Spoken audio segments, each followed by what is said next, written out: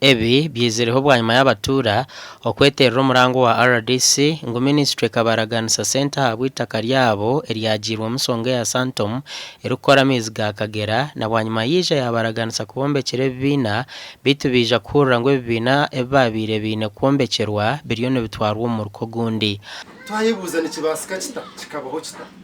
nangwa habaho na poor communication umuridas abahanzi ufutandikira cyemane rusiwanu n'abakumukurato twashanga ngo hariho nebaruhe yakoze rurukiko rukikiriza ngo ishomero bagere baruteka konka cyemana wa LC jata kugira ata akabukina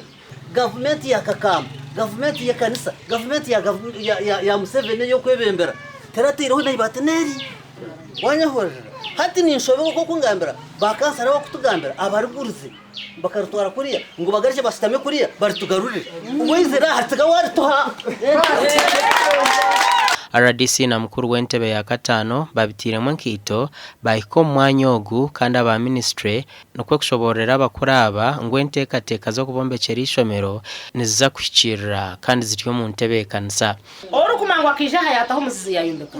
yatahibati abe niwe yazibira project ekikora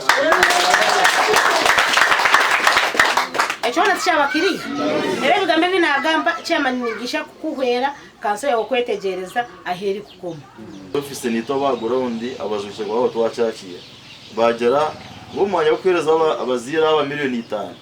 reka tubombekera ishomero yabo rigereki regarikeho abana bihanga nyesya batarubura okusomera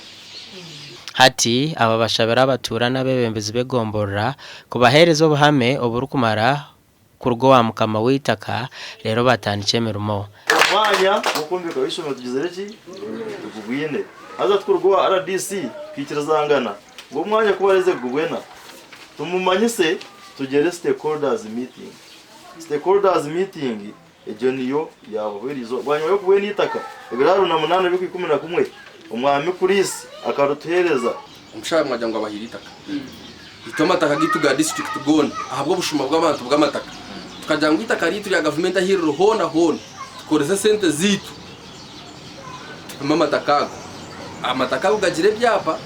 mwe nitake tsakwehorozo museveya ari pime coordinates ari mapping